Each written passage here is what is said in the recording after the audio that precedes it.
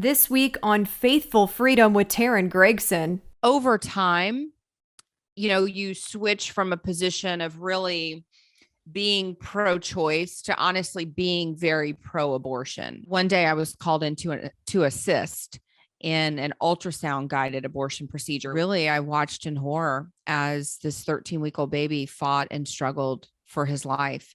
I knew then that I had been lied to by the abortion industry. We're one of 8 countries in the world that allows elective abortion through 9 months of pregnancy. This is a huge case, and really the first one since Roe was decided that could potentially throw this back to the states. If that happens, then we're looking at, we believe, about 26 states that would immediately make abortion illegal. Fetal cell lines that have been used in the manufacturing and testing of these vaccines. Within the pro-life community, I couldn't believe that I was having events cancel. I had Catholic events cancel because bishops they're no longer willing to work with me because I stood up to defend aborted babies being used in vaccines. Why are we trusting these people who believe the FDA just allowed abortion pills to now be put through the mail? Are women strong or are we weak? Are we able to be mothers and do it all? Or are we just these dainty little flowers that collapse at the first sign of hardship, right? I think women are tough. I think women are strong. I think women are made to be mothers. She was at one point a very successful director for Planned Parenthood, but has now turned into one of the leading pro-life activists. Abby Johnson joins us today on the Faithful Freedom with Taryn Gregson podcast to talk about the very surprising backlash she got with inside her own pro-life community when she came out against the COVID-19 vaccines using aborted fetal cells in their testing and manufacturing. She was even surprised about that, and Abby has seen it all. We will dive into that, as well as the Dobbs versus Jackson case and how that could potentially overturn Roe versus Wade, what you need to know about that, when that decision could come down. It is all today in Faithful Freedom with Taryn Gregson. Freedom is non-negotiable. Mandates, free speech, cancel culture, parental rights. These are real people that have stood up for their freedoms no matter what. Welcome into Faithful Freedom with Taryn Gregson, presented by We the Patriots USA, helping everyday Americans defend their God-given rights. Abby, thank you so much for joining us on the podcast. A little background for our listeners. Abby is a former Planned Parenthood director turned pro-life advocate. You're the CEO of Then There Were None Ministries and Pro-Life Ministries. And now what's pretty cool is that they have made a movie about you, Unplanned. Your story is it's so interesting and so incredible that they have made that into a movie. What's it like to now have a movie made after you? Yeah, I mean, it was very unplanned, all of it. I wrote the book Unplanned in 2011 and then wrote another book, The Walls Are Talking, and, thought, okay, I'm just going to do my ministry. And I go around and speak and thought that was just sort of it.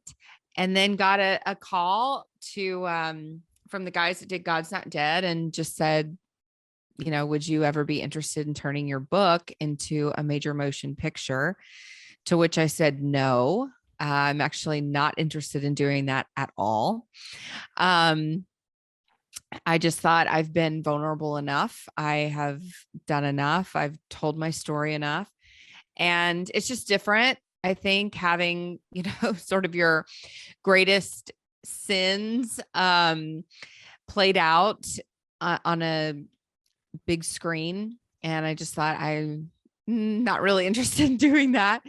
Um, but the more I prayed about it, the more I felt God telling me, people who would never pick up a book and read your story will go to the theater. They will watch a film, particularly young people. And so I felt very convicted to reconsider. And so ended up saying yes. And, that came out in March of 2019.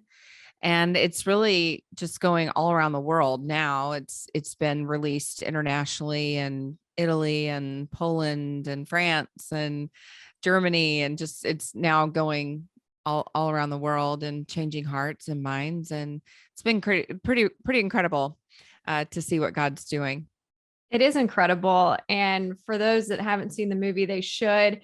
It does not hold back. It really shows you the insides of what goes on at Planned Parenthood and the abortion industry, and how difficult some of those subjects are to swallow, and how graphic it can be. And you guys don't hold back, which is great from the educational standpoint. But if you don't mind just briefly telling our listeners about your story, because you do come from the other side. You were in Planned Parenthood. You were a very successful director for Planned Parenthood. How did your journey take you then to becoming a pro-life advocate?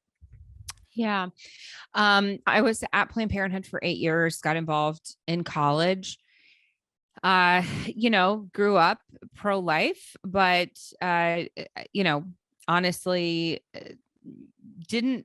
I just didn't know much about abortion. We didn't sit around the dinner table and talk about, the ins and outs of the abortion procedure, or really what it was to be pro-life or pro-choice. And my parents were not activist in any way, shape, or form. So it was just sort of abortion's bad and we just don't talk about it. And that's that. It was a different time, the late 70s, early 80s. Abortion was not in the media like it is today.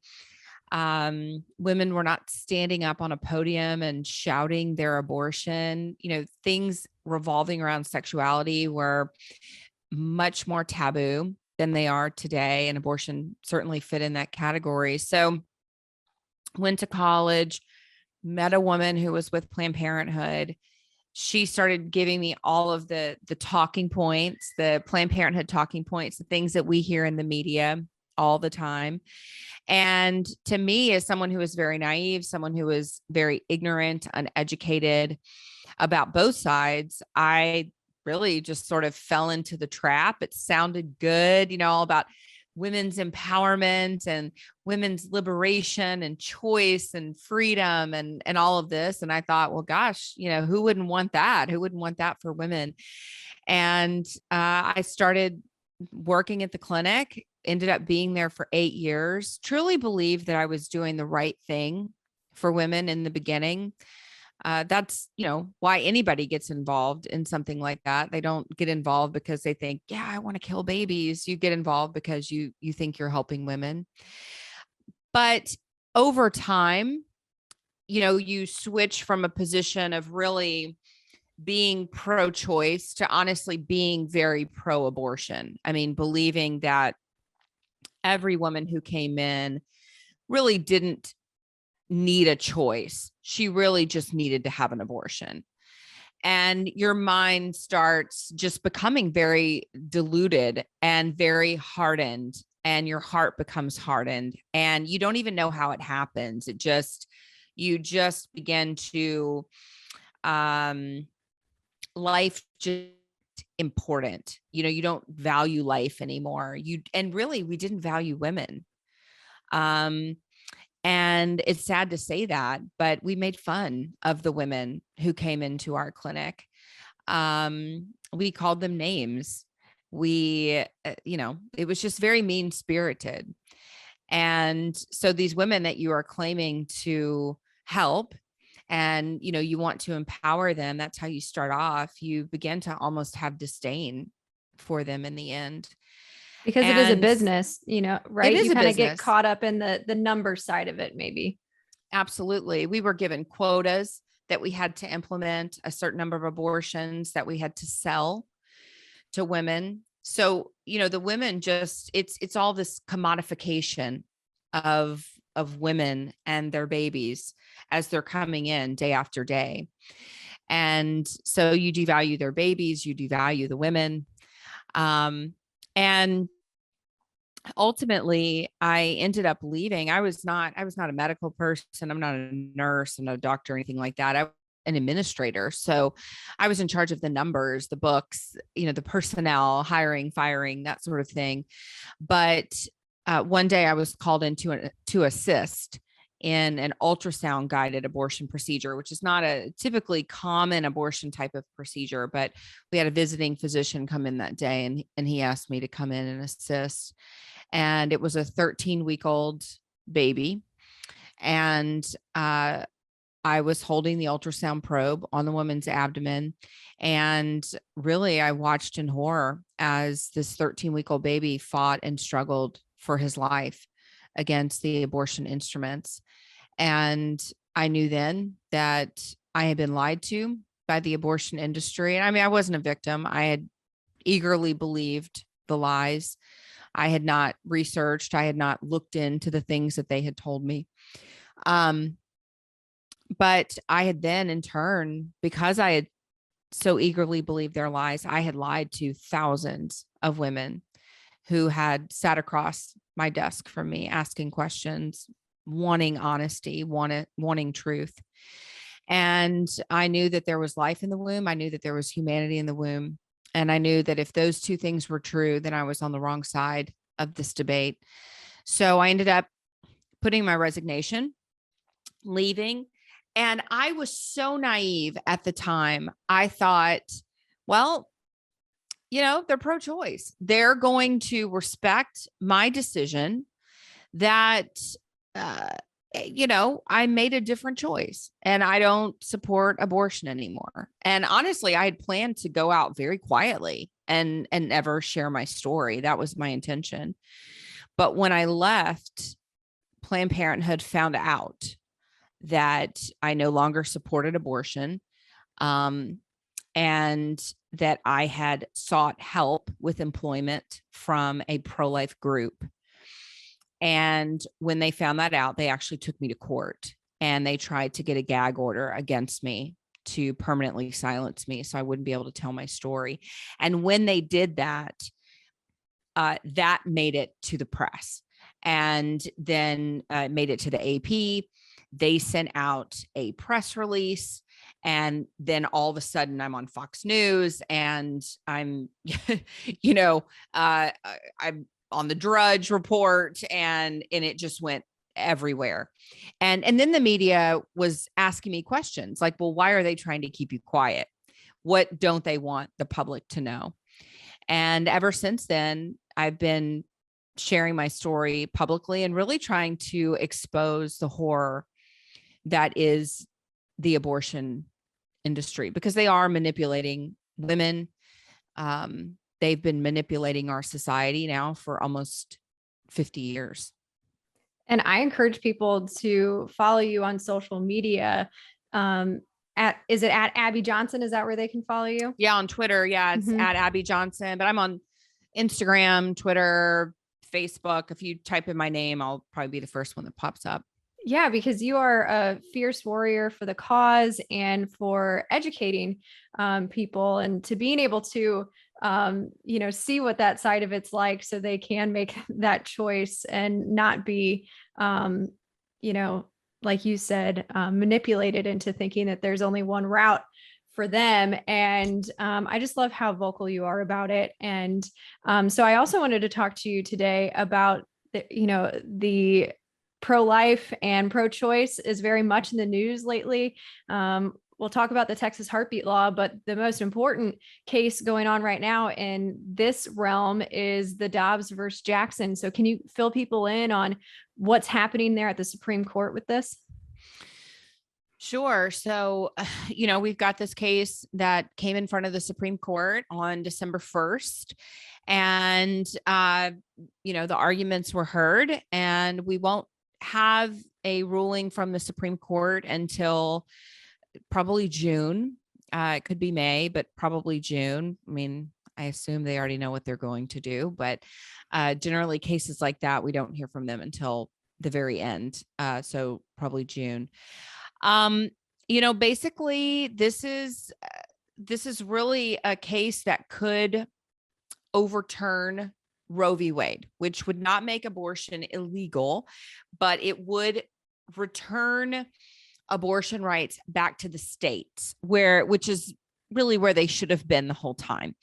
Abortion should not be a federal issue, because if you look at the Constitution, really there is no right to abortion in the Constitution. It was something that was worked in there under sort of false pretenses. But now the Mississippi solicitor did a really good job of arguing his case. We heard some really great questions being asked from the justices. I would say even the Chief Justice Roberts was asking some really great questions. Surprisingly, he's been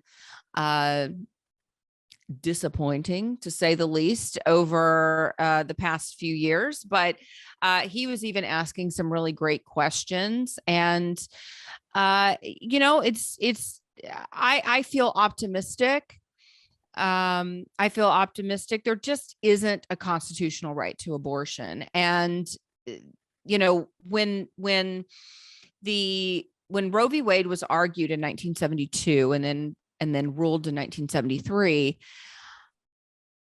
it was initially a right to privacy issue that was ruled on. And when Chief Thomas, when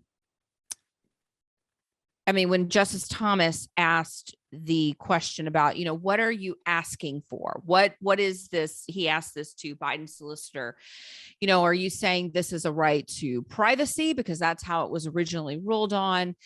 Are you asking for a right? What is this? What is this falling under? Well, now the solicitor is saying this is a right to liberty, which completely changes the game. Now we're not even asking about a right to privacy. Now we're asking for a right to liberty.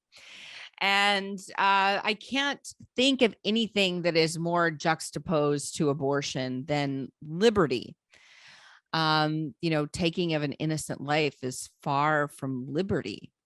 So it was interesting to hear Biden solicitors try to argue for a constitutional right to abortion. I think they did a very poor job of doing so. So we'll see. This is a huge case. And really the first one since Roe was decided that could potentially throw this back to the states. If that happens, then we're looking at, we believe, about 26 states that would immediately make abortion illegal. So more than half the states in the U.S., abortion would not be accessible to women, which we know would decrease the abortion rate in our country. And that would be a huge success. That would be a huge win for babies, but not just babies. It would be a huge success for women, because I travel all around the world, but all around the United States, I go and I talk to women, and tens of thousands of women who have come up to me and have said, I regret making that abortion decision. And this would prevent that abortion regret in the future for these women. And I think it's important to highlight that, there are so many resources out there for women that do have unplanned pregnancies. I think that a lot of times the pro-choice side, Makes it seem like that the only option is abortion, but I know that that's something that you and your ministries really try to educate women on, that, there are so many options available to help them. It's so true. And I was reading an article the other day where our vice president said, women need access to abortion or they're going to die. And I thought, why this fatalist sort of attitude, right? They either How did have they an make that abortion claim? or they die. And I'm like, I don't think that's the case, right? There are many women who choose not to have abortions, and believe it or not, they don't die. So there are so many resources. You are completely right. Over 2,500 pregnancy resource centers in this country who support women during their pregnancies and well after their pregnancies, most of them until the baby is out of toddlerhood. I have a ministry myself, loveline.com. We support women in their pregnancies. We support single moms, single dads. You don't even have to be pregnant to receive help from our ministry. We support victims of domestic violence, victims of sex trafficking, anyone who is in a crisis. Our organization will help them. We have a 24-hour hotline. We helped 44 new clients just last week. So to say that there isn't help available, if you don't have an abortion, you're going to die. It's just so ridiculous. And it's such a lie. And it just really flies in the face of this so-called feminism that the left has been trying to perpetuate for so many years, right? Are women strong or are we weak? Are we able to be mothers and do it all? Or are we just these dainty little flowers that collapse at the first sign of hardship, right? I think women are tough. I think women are strong. I think women are made to be mothers. We are made to do hard things. And we're made to overcome obstacles and difficulties that come into our way. And sometimes you make a decision and sometimes pregnancy occurs from those decisions, but abortion is not the answer to that difficult thing that pops up in your life. There are so many people who are willing to surround these women and support them. And I'm one of them. My organization is one of them. And there are thousands of other people in our country who are willing to walk alongside mothers who need additional support. Taking a quick break to talk about our first sponsor of the episode. Have you asked yourself recently, how can I help? How can I get involved? Well, here's an easy way.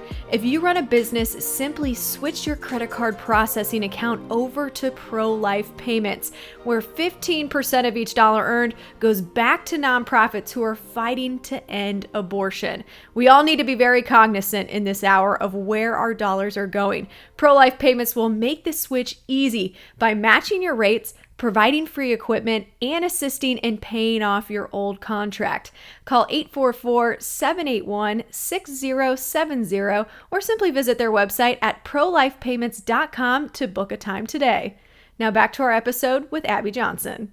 You mentioned how you do travel around the world too, to talk about these issues. And I think it's important to discuss how the United States stacks up against other countries whenever it comes to their abortion laws, and how the United States really has some of the loosest laws when it comes to late-term abortions.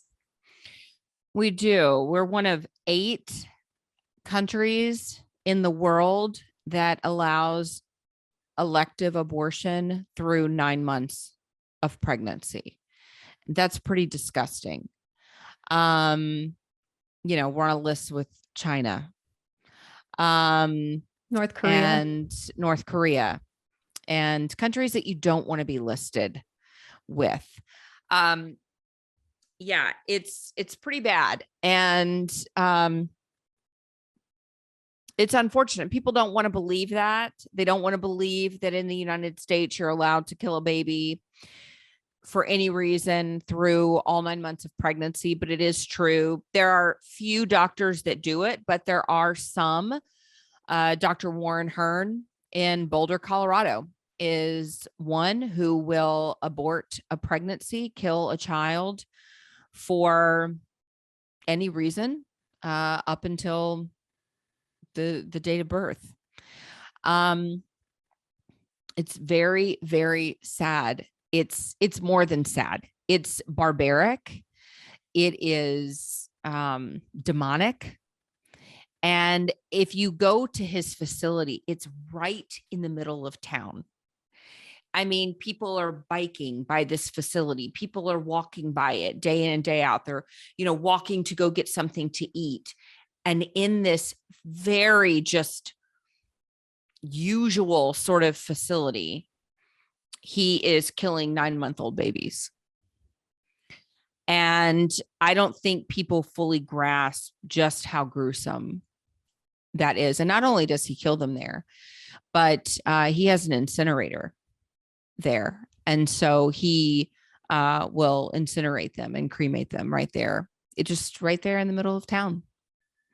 It's so hard to hear. I myself, I'm pregnant right now. I am 25 weeks and I have been feeling that baby moving around, for months now. So it's a difficult subject to broach and to hear about, but it's important to talk about. And I want to talk about the evolution of the mindset behind pro-abortion, basically, is what it has become for many people, not for all people, but for many people, and how that ties a little bit to the mandates and to the COVID vaccines. But I kind of want to stair step our way there in that, you yourself experienced sort of that evolution of being pro-choice and then it forming into being pro-abortion. Explain to people how, when someone comes into a Planned Parenthood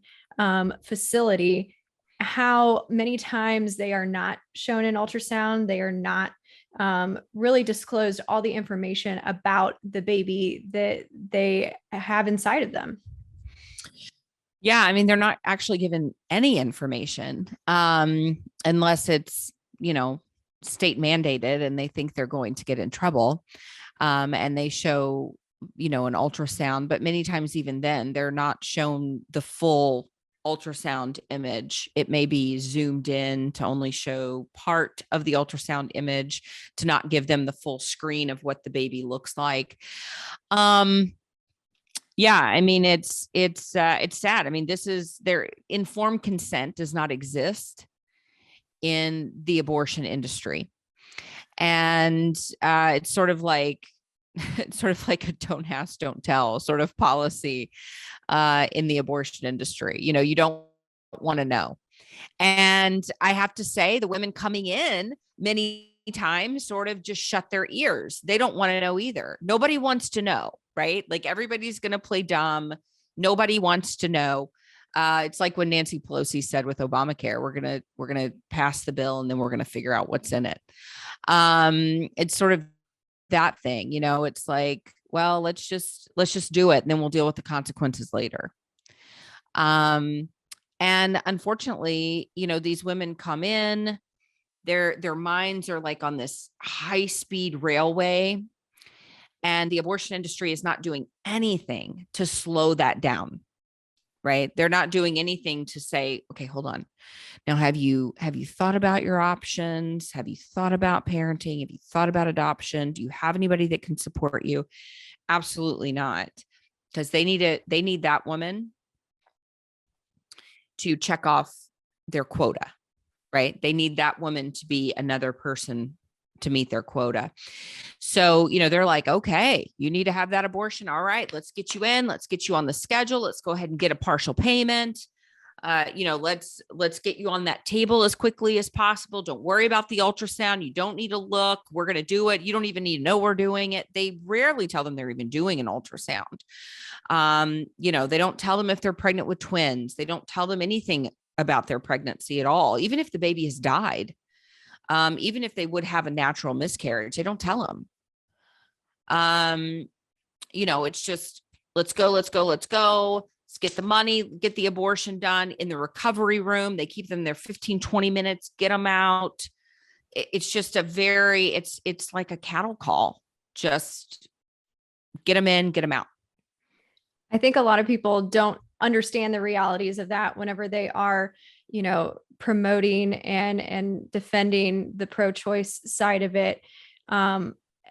Let's talk about how that could relate a little bit to what we are experiencing now with the mandates and with the current COVID-19 vaccines.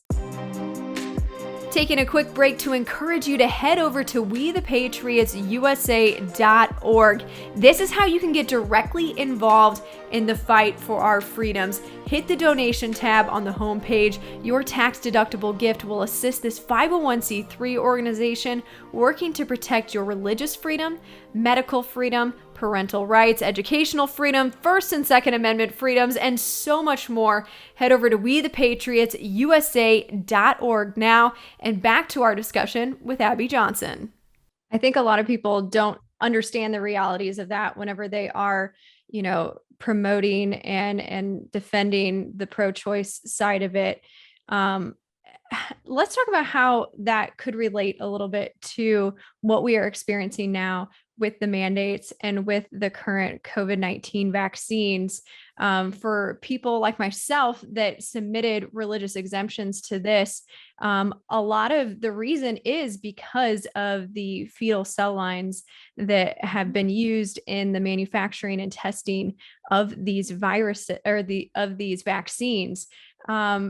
Has this been a surprising point of contention that so many of these companies that are having these religious exemptions submitted to them, they don't even regard it as that? They say, okay, that's fine. You have that view, but we can't honor it.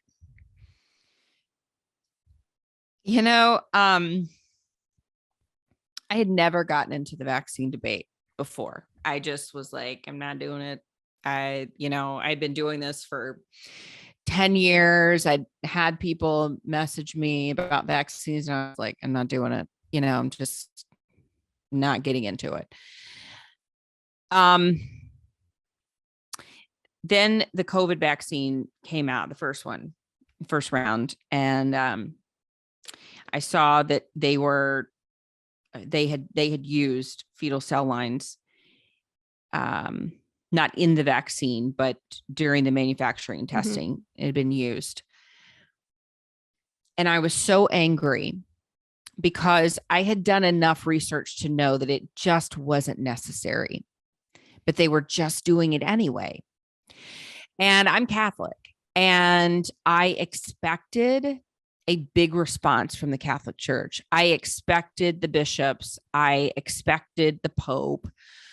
I expected them to say, this is wrong. This should not be happening. And we are not going to abide. And you better come up with some ethical alternatives. That was my expectation. Now, I've learned now you should expect less. But that was my initial expectation. And so when they came out, I was like, well, I'm not going to take that. I'm not vaccine crazy anyway, so I don't take most vaccines. But I was like, I'm not going to take it. I wasn't scared of COVID. I wasn't going to get the vaccine anyway. But then when I found out it was developed on these fetal cell lines, I certainly was not going to. And then the Catholic Church, the church that I love, the bishops just completely rolled over on it and made up this excuse, very, very contradictory statement, not rooted in biblical truth, not rooted in truth at all, saying that it was morally acceptable for people in good conscience to take these vaccines. And I just lost it really. And so I came out with a video that has now been seen over 2 million times. Just basically holding them to the fire, holding our religious leaders to the fire, saying that if people of faith would say no, if the Catholic Church, the largest religious institution in the world, would have said no, then the pharmaceutical industry would have come up with an ethical alternative within the month. I mean, I fully believe that, because the ethical alternative is already there. But they didn't. And so because they roll over, and because our religious leaders continue to roll over, and because the American population continues to roll over on this very critical issue, why does the pharmaceutical company have any incentive to create an ethical alternative? They don't, and they won't. And so I thought I was doing a good thing, honestly.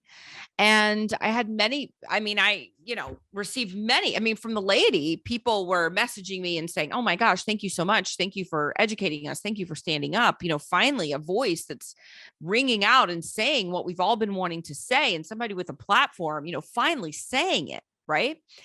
And I never thought in a million years that within the pro-life movement, this would be a controversial stand to take. I'm standing up for babies that were commodified for the use of their bodies, right? I mean, I thought this is the right thing to do.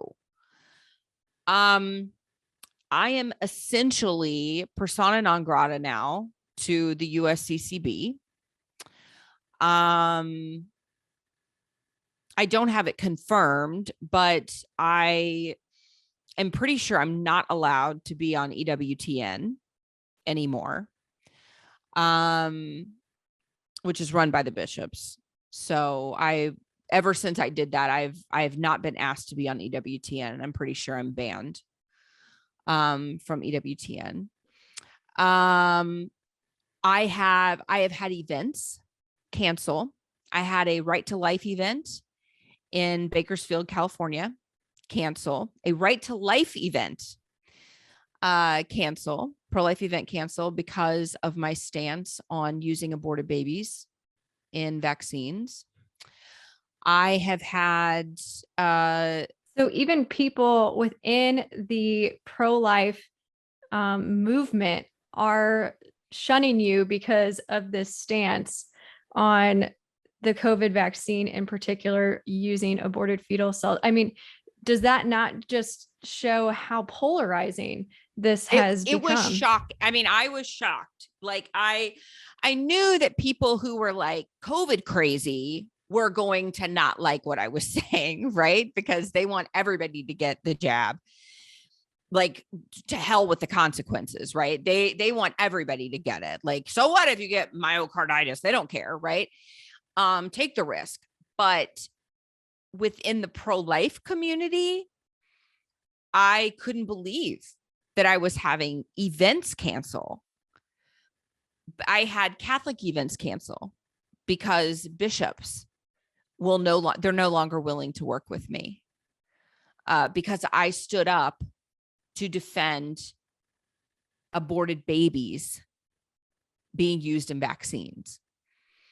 And it's insane to me that I would be basically ostracized from some pro-life communities because I'm standing up for the unborn.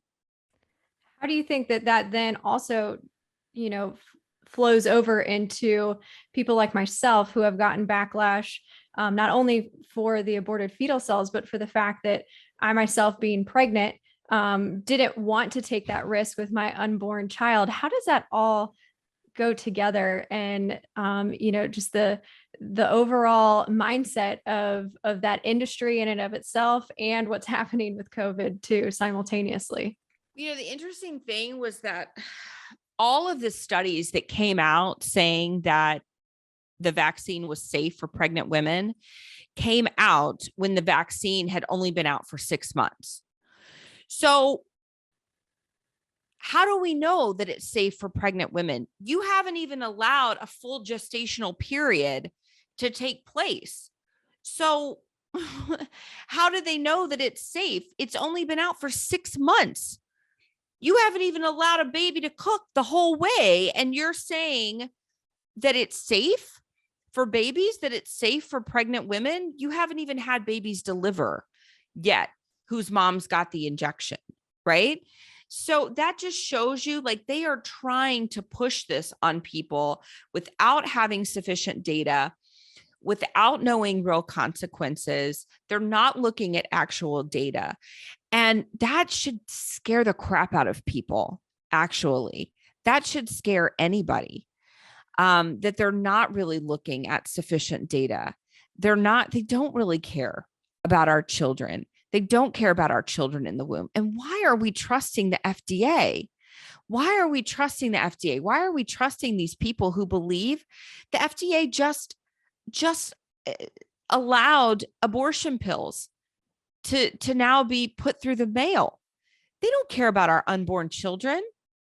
They're allowing women to take these pills at home and potentially kill themselves through taking these pills at home alone. Why are we trusting them with the lives of our children over this vaccine?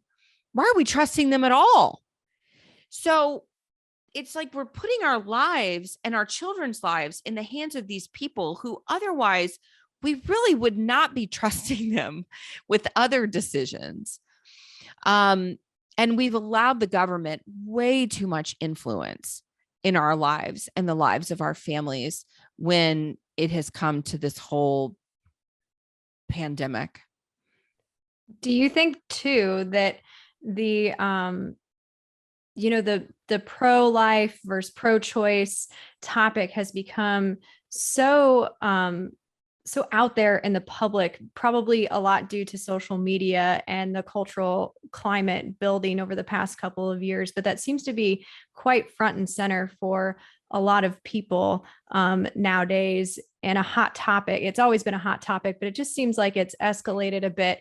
Do you think that the amount of marketing that the abortion industry does and all of that too contributes to the mindset of just everyday people wanting and telling pregnant women that they should, take this vaccine without having much knowledge about it? Do you think that contributes to their overall, want to put the public and what they perceive as the public protection over that of the protection of the unborn child?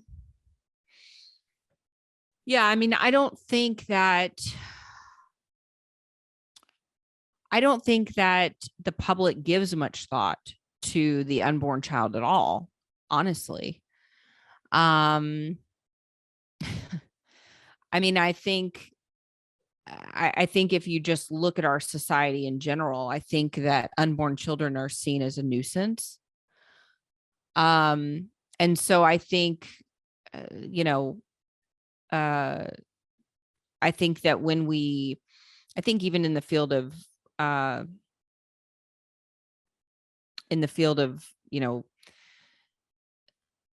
think particularly in the field of marketing, when you look at commercials, for even birth control products, the way that children are presented in marketing, animals are presented as superior to children. It's pretty sick, actually. But I was looking at some marketing pieces the other day in the birth control sort of industry, and the way that they were highlighting being a dog mom as opposed to being a mother. It was like, oh, I'm just going to be a dog mom. I don't actually want to be a mom to a baby. And how being a mom to a baby was so gross, right? But being a dog mom was so cute and fun. And then the lifestyle of, being a parent is so oppressive and unattractive, but then being child free, being childless, is driving in a convertible car, with your scarf in the air and with all your buddies and drinking till all hours of the night. That's freedom, right? And that's the attractive lifestyle. So I think just the marketing in general in our society is that children are a nuisance, that we should not really care about their welfare to begin with. So yeah, I think there's definitely truth there. And so women should just really care about themselves, and put themselves first. And really, whatever happens to your baby, it's sort of, we don't really care about that. Well, that's a whole other topic that we could dive into on, the natural tendencies towards selfishness and how that is very much glorified in today's society nowadays. And selflessness is not so much glorified in the family. And that is definitely not glorified in the way that it used to be in America. And I think you're right that does attribute to a lot of the mindset behind what's happening just in general with everything. I would love for you to, not only are you a fierce advocate, but you are also just so wonderful of giving words of encouragement to people, maybe women that have had abortions already themselves, giving them words of hope. Or I know you also speak to a lot of young people too, on how they can avoid those unwanted pregnancies. What sort of words of encouragement do you have for our listeners?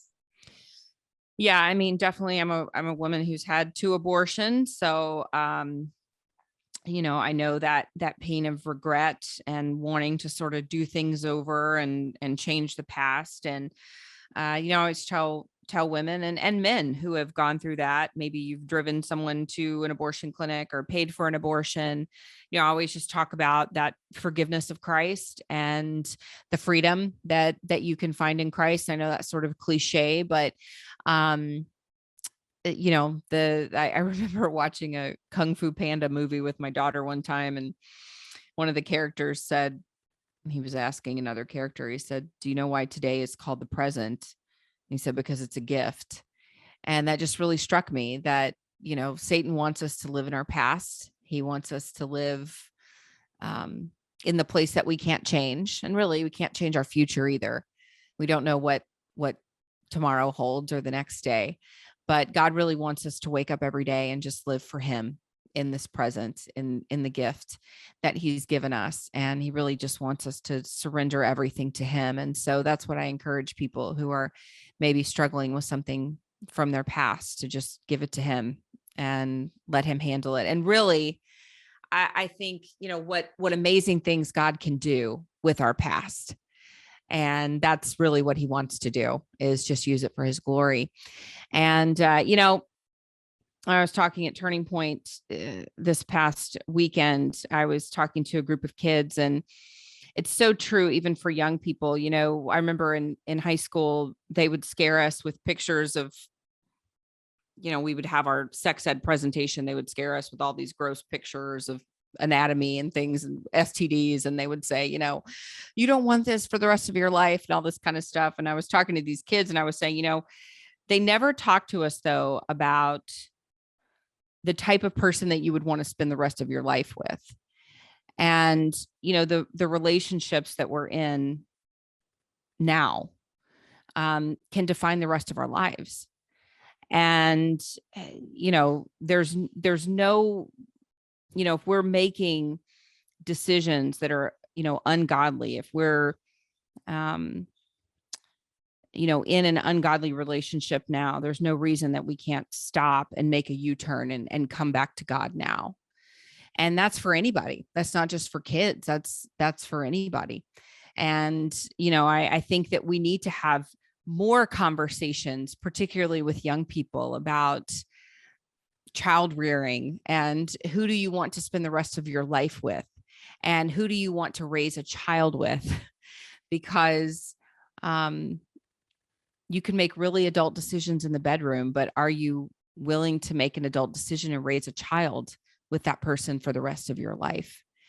And I'm not sure we're really having those important conversations enough. And so I just, I just encourage parents, especially, to start having those difficult conversations with your kids, because if you're not, chances are maybe nobody is, or the world is having conversations with your kids that, and they're directing them in ways that you would not want your children to be directed. I think that's such a great way to, wrap this up. And it is an encouragement to parents that I believe it was Alicia Childers that I heard say that a lot of times as parents, if you are the first person to introduce a topic to your kids, you're automatically the expert. So whether that's you or that's someone that you'd rather it not be the expert, you have that power. And I think that there's such a beauty in talking about how wonderful God's design for the family can be. And, we all have things in our past that we might regret, but like you said, we can always redirect our path in this very moment. So Abby, just thank you so much for your time today. Can you tell everyone where they can find you, and also where they can watch the Unplanned movie and get the Unplanned book? Sure. Yeah. They can get my books, and they can find out more about my ministries at just abbyj.com. And then Unplanned streams on Amazon, and I'm pretty sure it's on Vudu as well. Thank you so much. I was going to watch it the other night before our interview, but being pregnant, I didn't think that I could stomach it at that point, but yeah, it's pretty tough for pregnant people, I think. I think I would have lost it completely, but it's a great movie and people should definitely watch it. Thanks so much, Abby. Awesome. Thank you for having me on. Abby is a fierce mother of 8 who runs several different ministries, does speaking engagements all over the country and all over the world. I mean, talk about a true redemption story. Talk about someone who really has become a fierce mama bear warrior, despite the messaging that so much of society says that isn't possible apparently these days. Abby shows that it is. So we thank her for coming on the podcast. Make sure to follow me as well on Instagram is probably the best way to reach me, and Telegram at Taryn Gregson. Let me know who you want to hear from next. And we will, of course, keep you updated on the Dobbs versus Jackson case that, as she said, will likely have a conclusion in the summer at some point here in 2022. And we are excited to continue this podcast, this new venture here in the new year. Thank you for joining us here in 2022 on Faithful Freedom with Taryn Gregson.